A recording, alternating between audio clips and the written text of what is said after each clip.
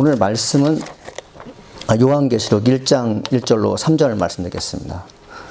예수 그리스도의 계시라 이는 하나님이 그에게 주사 반드시 속히 일어날 일들을 그 종들에게 보이시려고 그의 천사를 그 종 요한에게 보내어 알게 하신 것이라. 요한은 하나님의 말씀과 예수 그리스도의 증거 곧 자기가 본 것을 다 증언하였느라. 이 예언의 말씀 읽는 자와 듣는 자와 그 가운데 기록한 것을 지키는 자는 복이 있나니 때가 가까움이라. 아멘. 오늘 요한계시록 1장 1절에서 3절 말씀 부문으로 요한이 맞이한 종말의 시간이라는 제목으로 하나님 말씀을 증거하겠습니다. 시카고 전 지역이 고령화 시대가 되었어요. 교회마다 70세가 넘는 분들이 거의 70%가 되어가고 있습니다. 이대로 가다가는 10년 지나면 교회에 많은 분들이 거의 다 노년이고 50대, 60대가 없는 그런 공간에 살고 있는 것이죠. 사도 요한이 하나님으로부터 받은 계시의 말씀은 어찌 보면 여기 앉아 계신 분들에게 하신 말씀과 같을 것입니다. 만고불변의 법칙이 있어요. 그 중에 역행할 수 없는 진리는 모든 생명체는 죽음을 맞이한다는 것입니다. 과학의 발달로 사람의 수명이 늘어났지만 죽음을 막을 수 없어요. 사람들은 종종 착각을 합니다. 죽어가는 사람을 의사가 살렸다고 하는데 정확한 말이 아니에요. 죽는 시간을 연장시킨 것이지 죽음 자체를 멈추게 할 수 없습니다. 하나님께서 생명의 시작과 생명의 끝을 주도하신다는 것을 믿을 때 한결 마음이 가볍습니다. 죽음에 대한 두려움도 가벼울 줄 믿습니다.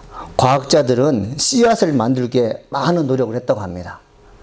풀씨, 사과씨 이런 씨를 만들려고 많이 노력했는데 못 만들고 있습니다. 사람의 생명을 유지하는 피도 역시 마찬가지입니다. 많은 과학자들이 피를 만들려고 애를 쓰는데 만들지 못하고 있습니다.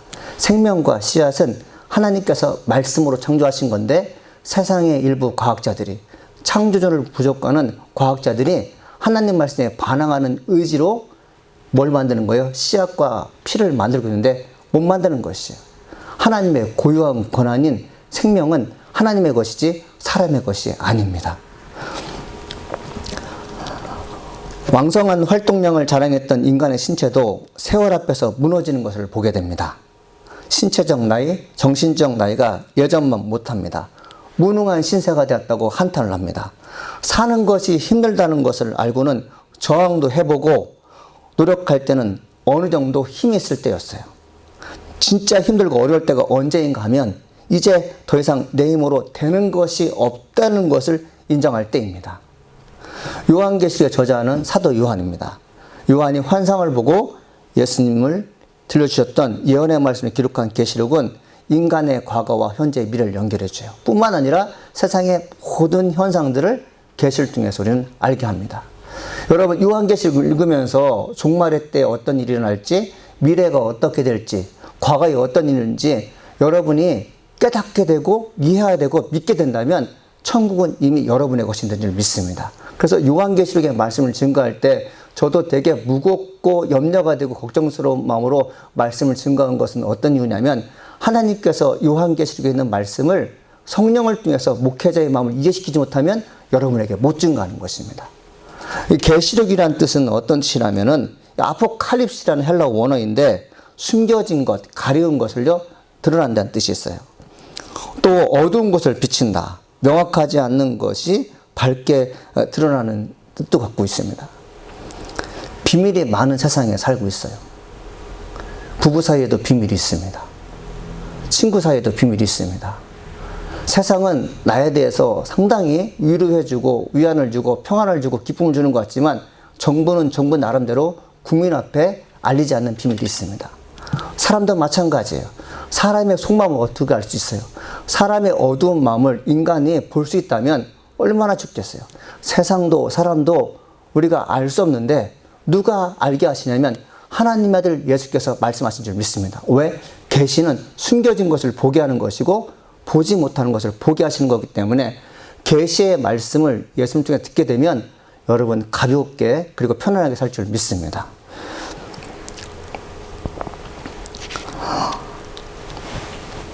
아프가니스탄 사태가 이제 되게 어려워지고 있잖아요.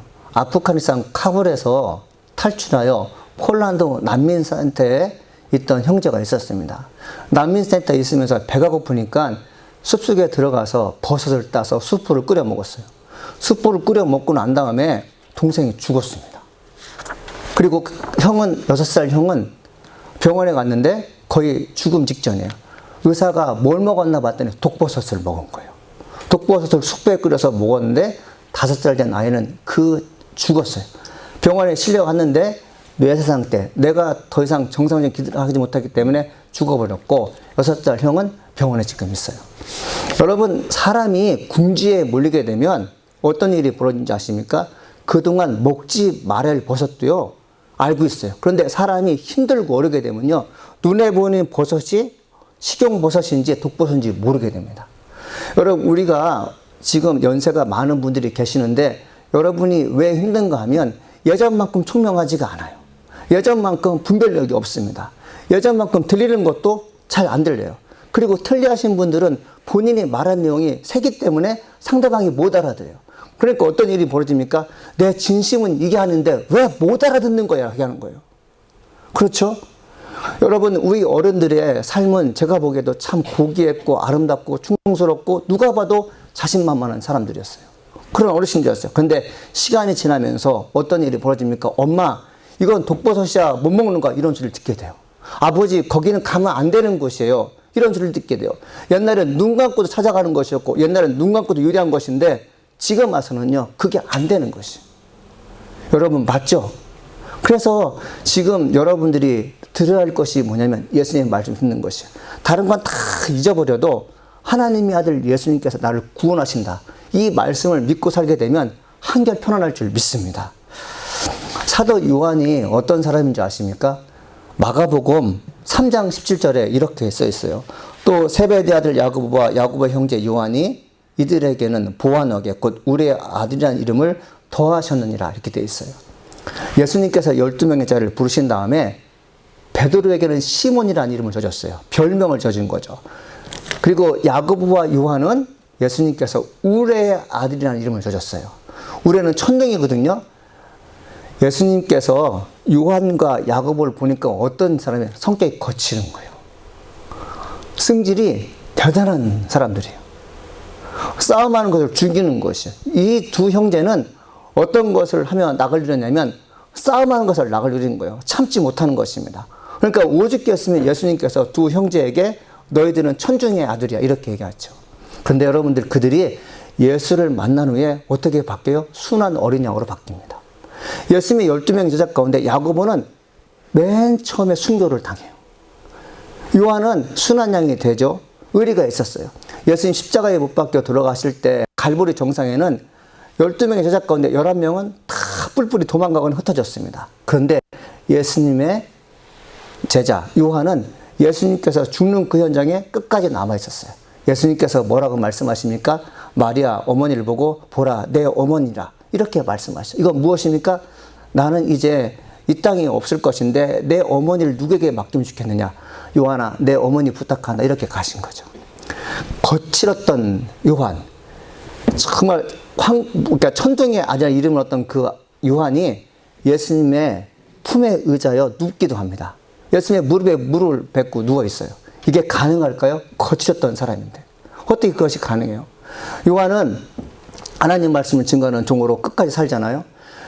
세상에 유명한 스승의 제자가 되면 명성이 있고 권리가 있습니다. 대통령을 아는 사람은 대통령 때문에 부귀영화를 이뤄요. 아버지가 부자이면 자식도 부자예요. 웬만하면 다 그렇게 삽니다. 근데 예수님의 제자인 사람들은 하나같이 다 순교했어요. 이게 어찌 된 일이에요? 여러분, 우리가 뭐냐면 예수님의 제자가 되었든 예수님의 성도가 되었든 편안하게 예수님의 생각을 접어야 됩니다. 우리 믿는 사람들은 십자가를 지고 예수님의 고난에 동참하는 자인 줄 믿습니다. 여러분, 이 코로나 시기에 많은 분들이 교회를 떠나는 것은 무엇 때문에 그럴까요? 예수님과 함께 고난받는 것을 외면하기 때문에 그렇습니다. 어찌 보면 하나님께서 그들에게 구원의 감격과 은혜가 주어지지 않았다고 말해야 정확한 것입니다.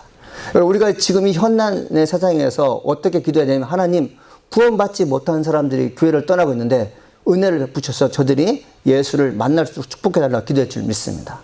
요한이 하나님 말씀을 증거하다가 붙잡혔어요. 그래서 순교의 현장에 붙잡혀 있는 어떤 일이 벌어졌냐면, 순교구의 현장에 붙잡힌 제자의 형틀은 얼마나 가혹했던지 펄펄 끓는 가마솥에 사람을 집어넣는 것이었어요.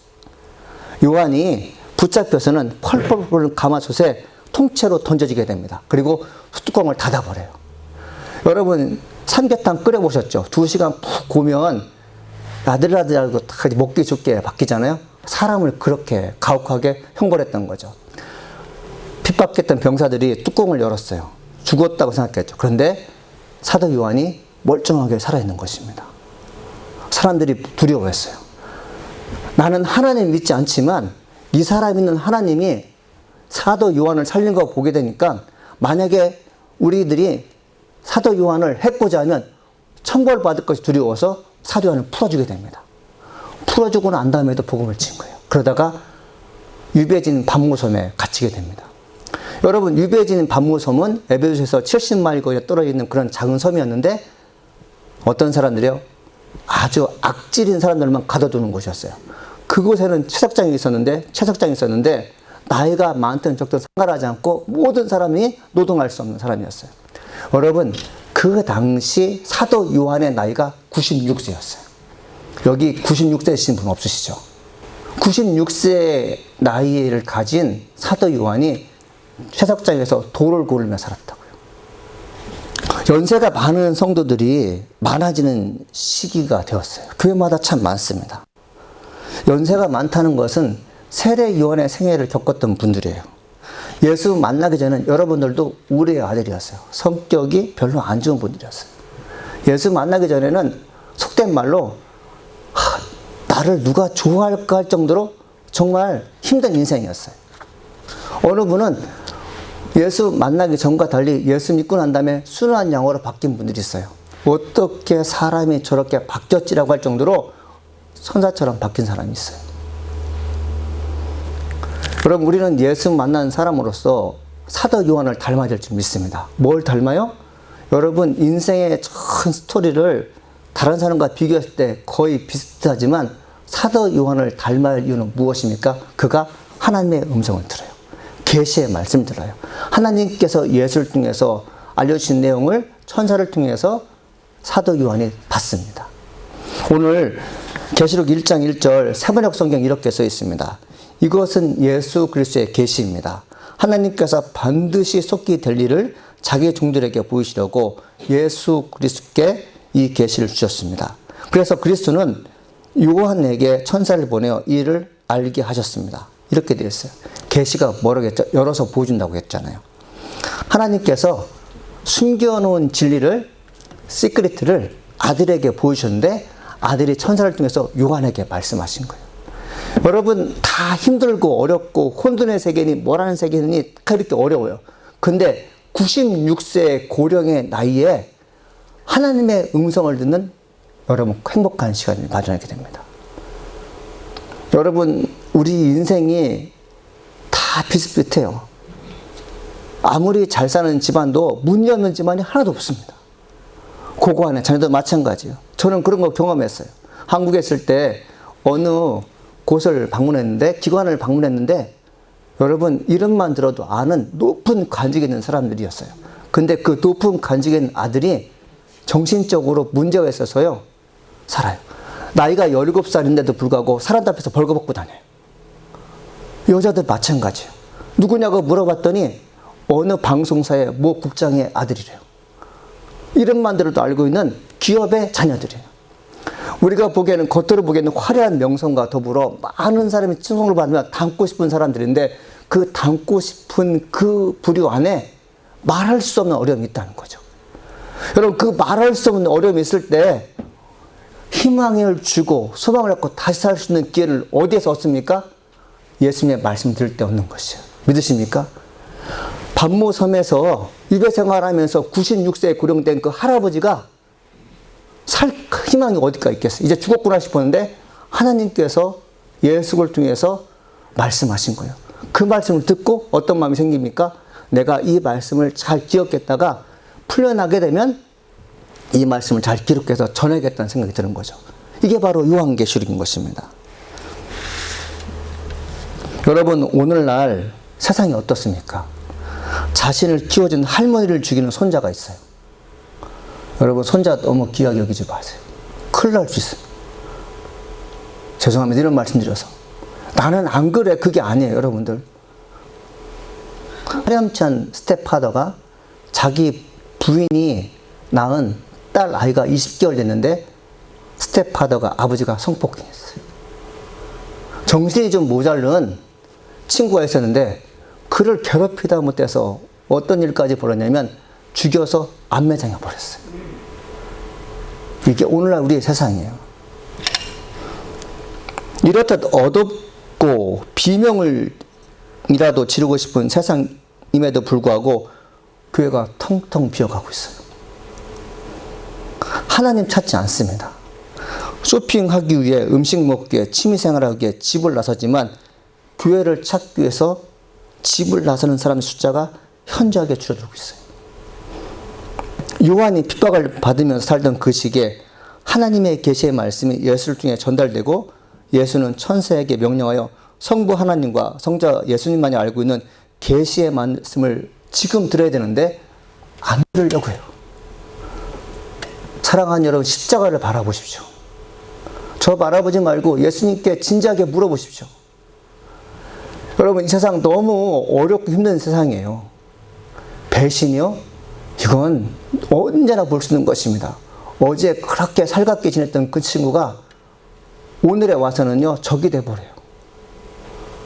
돈 때문에, 명예 때문에 사람 그냥 버립니다. 아들에게 기대했는데 아들이 여자친구에 너무 올인한 나머지 가정을 돌보지 않아요. 사랑을 받고 싶은데 사랑 줄 곳도 없고 사랑 받을 곳이 없어요. 이렇게 힘든 세상에 우리가 살고 있는데 누가 나를 위로해 줄 수 있습니까? 여러분, 만약 외로울 때 누가 나를 위로해 줍니까? 윤복기 씨가 불렀던 노래잖아요. 누가 나를 위로해 줄까? 그건 바로 예수님이지 않습니까? 사도 요한이 그렇게 힘들고 어려운 상황에서 위로하시고 나에게 축복의 시간으로 영원한 천국을 보여주시는 예수 그리스도의 계시가 내게 임했을 때 사도 요한은 참 행복했던 것이죠. 사랑하는 여러분, 여러분이 할 일이 있습니다. 계시의 말씀을 듣는 것입니다. 운명의 시간이 가까울수록 하나님의 음성을 들어야 됩니다. 죽음의 문턱이 다가올수록 하나님의 음성을 들어야 됩니다. 여러분이 들려줄 것은 뭐냐면 죽음 직전에 내가 하나님 나라를 봤어라고 믿음의 자녀들에게 말씀해 주시고 돌아가셔야 돼요. 저는 이런 일들이 여러분의 삶 가운데 있기를 간절히 축원합니다. 우리 엄마 천국 가셨어. 우리 아버지 천국 가셨어. 하나님의 계시의 말씀 듣고 갈 곳이 분명히 있다는 것을 내가 봤어. 여러분, 이것이 최고의 유산이에요. 이것이 최고의 불안입니다. 여러분, 믿는 자의 아들이 살아가면서 혹시 우리 엄마 아빠가 지옥 가지 않았을까 이런 염려 속에 살아간다면 누가 행복하게 살겠습니까?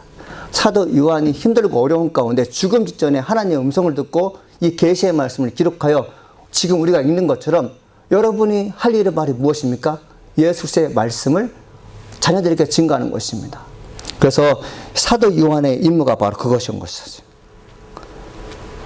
말씀을 증거하는 것이었어요.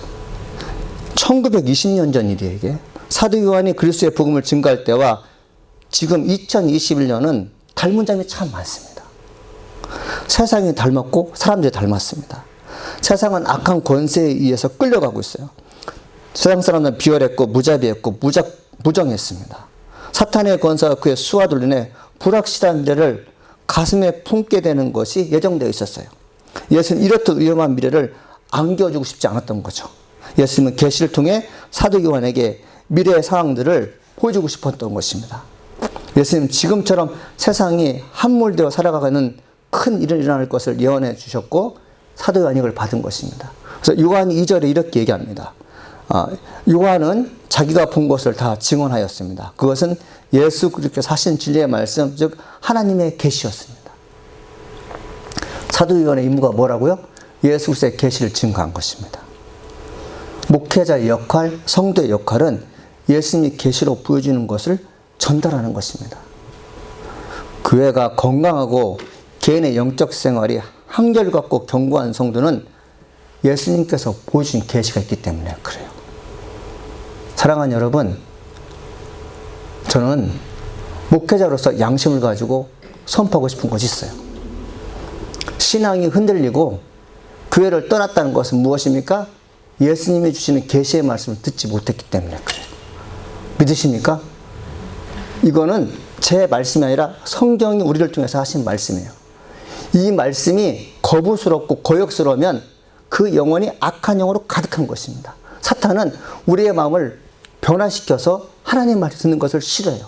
사탄 자체가 하나님의 나라에서 쫓겨난 사람들인데 어떤 신통을 부리냐면 나도 하나님 나라에 쫓겨나서 내 미래가 무적에 갇혀서 평생 지옥에 살 것인데 나와 비슷한 사람들을 만들기 위해서 혈안을 쓰는 것이에요. 그래서 사탄은 예수 믿는 사람들을요 어떻게 해서 유혹하게 됩니다. 목회자를 성적으로 타락하게 만들어요. 돈을 유혹을 이기지 못해서요 교회 돈을 남용하게 만들어요. 장로와 장로 사이에 싸움이 벌어지게 됩니다. 이게 뭐예요? 하나같이 전부 다 사탄이 원하는 것들이에요. 여러분 사탄이 원하는 것을 들어주는 것은 무엇 때문에 그런지 아십니까? 하나님의 계시의 말씀을 듣지 못하기 때문에 그래요.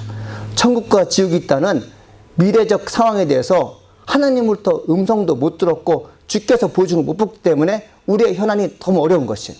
가정 내에서 부부가 하나 되지 못하고 서로 다른 길을 걷는 것은 무엇 때문에 그렇습니까? 하나님이 주시는 계시의 말을 듣지 못해서 그렇습니다. 저는 여러분들이 여러분의 가정 모두가 계시의 말씀 듣기까지 축원합니다. 한 사람뿐만 아니라 온 가족이 다 들어야 돼요. 교회 내에서 예수 그리스도의 계시의 말씀을 듣는 성도가 여러분 부흥되고 온 가정이 예수의 계시의 말씀을 들을 때 문제가 없이 다 편안한 것입니다. 나만 예수 믿어서 가정이 편안할 것 같으면 나만 믿죠. 그러나 나 혼자 예수 믿는데 누군가가 예수를 안 믿을 때 그 사람 때문에 어떤 일이 벌어집니까? 생일날, 명절날 찾아와도 그 사람 때문에 힘든 것이. 왜 그렇습니까? 성령은 우리 모두를 하나 되게 하는데 악한 영은 찾아와서는 분열시키는 것이에요. 이유 없이 싸우게 만들어요. 아주 작은 일도 크게 만들어서요.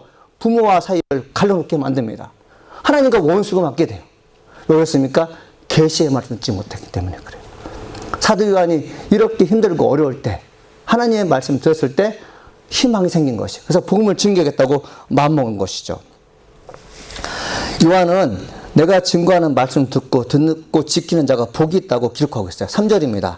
이 계시의 말씀 듣는 자는 복이 있는 사람입니다. 또 이것을 듣고 그 가운데 기록한 것을 지키는 자들 역시 복 있는 사람들입니다. 그것은 이 모든 말씀이 이루어질 날이 점점 다가오기 때문입니다. 여러분 아이러니하잖아요. 생각해 보세요. 채석장에서 96세 할아버지가 돌을 캐고 있어요. 우리 교회에서 가장 연세가 많으신 분들이 지금 87세인데 87세 할아버지가 어떻게 돌을 들어서 나를 수가 있어요. 이렇게 힘든 시기인데 사도 요한이 뭐라고 말해요? 나는 복받은 사람이래요. 할아버지 치매 걸리셨어요? 무슨 이렇게 힘들는데 복을 받았다고 생각하세요? 그런데 왜 복을 받은 거예요? 계시의 말씀을 받았기 때문에. 예수님부터 말씀을 받았기 때문에. 그래서 성경에 뭐라고 기록하고 있습니까? 말씀 읽는 자가 복이 있대요. 말씀을 듣는 자가 복이 있대요. 또 하나 뭡니까? 말씀을 듣고 삶과 행하는 자가 복이 있대요. 여기서 여러분들 우리가 명심할 것은 뭐냐면 기록한 것을 지키는 자들 복이 있다고 하는데 지킨다는 것은 뭐냐면 하나님 말씀을요 가슴으로 갖고 오는 것이에요. 마음에 들어온 것이에요. 사랑하는 여러분 마음으로 30년 전에 40년 전에 아니면 처녀 시절 때 총각학 시절 때 사랑하는 사람 안 내보내셨죠? 갖고 계시죠? 끄떡끄떡 하시는 분 계시는데 왜 그렇습니까? 한 번요 사랑하는 사람의 마음이 들으면 못 떠나요. 근데 놀랍게도 하나님 말씀이 내 안에 들어오게 되면 안 떠나는 것입니다. 그렇다면 여러분 교회를 떠나거나 신앙생활에 미흡하다는 것은 뭐예요? 다 그런 건 아니겠지만 하나님 말씀을 한 번도 마음으로 받아들인 적이 없기 때문에 그래요. 복 있는 사람 하나님 말씀을 받아들일 줄 믿습니다. 마음으로 받아들이세요. 그게 참 행복한 것입니다. 세번역 성경은 이 복 있는 사람에 대해서 얘기하는데요. 시편 1편 말씀이잖아요. 복 있는 사람은 이 등등에 나오고 있잖아요. 근데 세번역 성경에는 이 복 대신에 뭘로 바꿔요? 행복이라는 말로 바꿔놨어요. 한번 제가 읽어드리겠습니다. 시편 1편 1절로 3절 말씀인데 세번역 성경이 이렇게 쓰여있어요. 행복한 사람은 나쁜 사람들의 꾸임에 따라가지 않는 사람입니다. 행복한 사람은 죄인들이 가는 길에 함께 서지 않으며 빈정대는 사람들과 함께 자리에 앉지 않는 사람들입니다. 그는 여호와의 가르침을 즐거워하고 밤낮으로 그가 가르침을 깊이 생각합니다. 그는 마치 시냇가에 옮겨 심은 나무와 같습니다. 계절을 따라 열매를 맺고 그 잎사귀가 시들지 않은 나무와 같습니다. 그러므로 그가 하는 일마다 다 잘 될 것입니다. 아멘. 개역 성경에는 그가 하는 모든 일이 다 형통할 거라고 얘기했어요. 여호와의 말씀을 묵상하는 사람들 꿈에 넘어가지 않아요. 여러분, 꿈에 넘어가지 않길 간절히 소망합니다. 행복한 사람들은 죄인들과 함께 술자리 하지 않아요. 죄인들과 함께 놀이문화 하지 않습니다. 빈정되는 사람들요, 함께 하지 않아요. 왜 그렇습니까? 여호와의 가르침이 있기 때문에 그래요. 여러분, 성경을 잘 읽어보니까 어떤 말씀이 있습니까? 여호와의 가르침을 즐거워하고 밤낮으로 그 가르침을 깊이 생각하는 사람들, 계절을 따라 열매를 맺는데요. 할렐루야.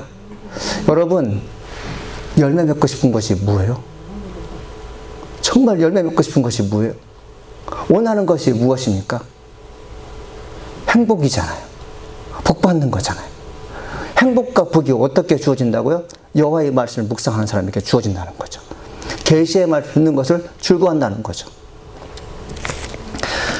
이제 시편 4절부터 6절은 복 있는 사람 말고 악인이 나오잖아요. 그래서 이제 개역개정은 악인의 길은 망하리라는 말씀이 쭉 이어지는데, 세번역 성경에는 악인 대신에 뭐라고 표현하면 나쁜 사람이라고 얘기해요. 악한 행복한 사람이고 나쁜 사람이죠. 그래서 4절부터 6절까지 세번역 성경은 어떻게 그렇게 한번 보겠습니다. 나쁜 사람들은 그렇지 않습니다. 그들은 마치 바람에 쉽게 날아가는 겨와 같습니다.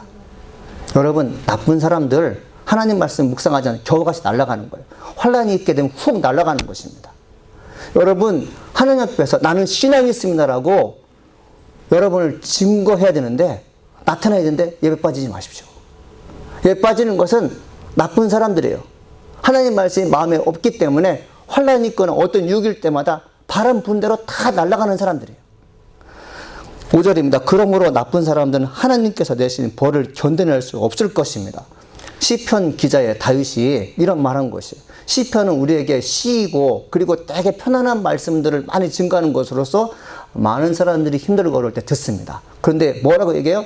하나님 말씀을 마음에 묵상하지 않은 나쁜 사람들은 하나님의 심판을 견딜 수 없을 거라고 얘기해요. 여러분, 이거는 아이러니한 거죠. 역설입니다. 그러면서 6절에 착한 사람들이 가는 길은 여호와께서 보살펴 주시지만 악한 사람들이 가는 길은 결국 망할 것입니다. 여러분, 하나님으로부터 보살핌을 받으십시오. 할렐루야. 건강도 물질도 인간관계도 하나님으로부터 보살핌을 받으십시오. 여러분의 가정에 있는 모든 자녀들도 여호와의 보살핌을 받아야 돼요. 여러분, 우리 아이들에게 공부해라 뭐해라 이런 말은요, 부모가 하지 않아도 세상 사람이 너무나도 하는 말이에요. 근데 우리가 할 일은 뭐냐면, 얘들아, 너희들은 여호와의 말씀을 묵상하고 그것을 가슴으로 받아들여라. 이것이 너희들 사는 길이라고 얘기해 줄 줄 믿습니다. 사랑하는 여러분, 우리의 꿈들이 무엇인지 아십니까? 여러분이 하나님 말씀 받는 것 두 번째 뭐예요? 이 젊은 세대들이 하나님 말씀으로 살아가게 하는 것이에요. 예수님께서 사역했던 3년 6개월 가운데 많은 환자 고치잖아요. 마가복음 1장부터 13장은 11장은 전부 다 환자 고치는 것이에요. 근데 여러분들 그 성경 가운데 제가 보기에 가장 아픈 사람이 누구였을 것 같아요? 예수님께서 베데스다 연못가에 가셨는데 거기에 어떤 사람이 있었냐면 많은 병자, 소경, 절뚝발이, 혈기 마른 자가 있었어요. 거기에 어떤 사람이 있냐면 38년 된 사람이 있었어요. 예수님께서 보시니까 병이 벌써 오래인 줄 아셨어요. 그 당시에, 오늘날은 평균 연령이 70에서 80이잖아요. 저희 때는 이제 90까지 갈 거예요, 아마. 근데 그 당시에 평균 연령이 40에서 45세였답니다. 믿으세요, 여러분들? 근데 38년 동안 누워 있었다면 그 사람의 나이가 얼마인지 모르겠지만 평생을 누워 있는 것이 지옥이었어요. 죽고 싶은 거겠죠. 왜 다른 사람들은 멀쩡하게 장가도 가고 시집도 가고 돈도 벌고 명예도 벌고 떳떳하게 살았는데 나는 왜 누워만 있어야 돼? 이런 지옥의 삶을 살고 있을 때 예수님께 찾아오세요. 그래서 뭐라고 말씀하십니까? 내가 낫고자 하느냐 얘기해요. 다른 사람들은 30번 환자를 찾아와서 뭐라고 합니까? 어디 아프세요? 약은 먹었어요? 아픈 지 얼마 되셨어요? 여러분, 의사가 여러분이 아플 때 내가 낫게 해줄게요. 여기 눈이 아파서 눈이 잘 안 보여서 지금 시력이 되게 힘든 분이 계시는데 그 의사가 내가 낫게 줄 때는 걱정하지 마세요. 이렇게 얘기하는 의사 있어요? 없어요, 여러분들. 근데 예수님께서 내가 낫고자 하냐고 물었던 것은 뭐냐면 세상에 있는 모든 명인은 내 병을 낫게 할 수 없지만 나는 너를 낫게 할 수 있는 치료의 광선을 갖고 있고 나는 너를 낫게 하는 능력이 있다고 말씀하신 거죠. 그래서 베데스다 연못가에 있는 38년 환자는 지금 예수님부터 계시의 말씀을 듣는 것입니다. 할렐루야. 여러분 38년 살면서 이렇게 힘든 삶을 살았을 때 예수님께서 계시의 말씀, 내가 낫고자 하냐 그 말을 들었을 때 어떤 일이 벌어집니까? 성경에 보니까 이렇게 써 있어요. 예수께서 가라실 때 내 자리를 들고 걸어가라 하시니 그 사람이 곧 나와서 자리를 들고 걸어가니라. 38년 동안 누워 있었는데 예수님께서 내가 낫고자 하느냐? 이 말을 듣고 일어나 걸으랄 때 일어나서 걸었어요. 할렐루야. 여러분 38년은 안 됐지만 여러분 남편 때문에 부인 때문에 자녀 때문에 여러 가지 문제 때문에 지옥 같은 삶이 여러분에게 있을 것이야. 제발 이것 좀 벗어났으면 좋겠습니다. 내가 그것 때문에 살 수 없습니다. 그 문제는 어떻게 해결되냐면 예수님께서 계시의 말씀을 들을 때 가능한 것입니다. 하나님의 음성을 들을 때 가능한 것이에요. 사도 요한이 반모섬에서 죽을 위기에 있었을 때 예수님께 찾아오셔서 계시의 말씀을 들을 때 살 희망이 있었던 것처럼 베데스다 연못가에 있는 38년 된 환자가 예수님께서 오셔서 계시의 말씀을 증거했을 때 살아났던 것처럼 여러분도 살아날 줄 믿습니다. 예수님께서 안식일 날은요 다른 데 가지 않으셨어요. 해당에서 말씀 증거했는데 그 안식일 날은 베데스다 연못가에 가신 거예요. 왜? 38년 된 환자 만나기 위해서. 사랑하는 여러분, 예수님께서 베데스다 연못 가운데, 예수님께서 반모섬 가운데, 여러분이 가장 힘든 그 가운데 찾아가실 줄 믿습니다. 예수님 맞이하십시오. 그래서 한 주간 동안 기도할 때 하나님 내가 반모섬 같은 곳에 살아가고 있습니다. 내가 베데스다 연못가에 살고 있는데 주님 우리 집에 찾아오셔서 내게 찾아서 내게 계시의 말씀 주셔서 내가 살아나게 도와주시라고 간절히 기도하는 한 주가 되길 간절히 소망합니다. 기도하시겠습니다. 살아계신 하나님 감사합니다. 오늘도 하나님 말씀 주시니 감사드립니다. 환난의 현장에서 예수를 만나는 저희가 되게 도와주시옵소서. 존귀하신 예수님, 저희 지체 가운데 38년 동안 힘든 것이 있습니다. 마치 환자가 누워있지만 저는 경제적인 문제 때문에 누워있을 수 있고 어떤 관계 때문에 누워있을 수 있습니다. 사람이 해결할 수 없다는 것을 저희가 고백하게 됩니다. 예수님 찾아오셔서 계시의 말씀을 허락하여 주셔서 살아나게 도와주옵시고 하나님 우리가 살 수 있는 비밀들을 주님으로부터 얻게 하여 주시옵소서. 감사합니다 하나님. 예수님의 이름으로 기도합니다. 아멘.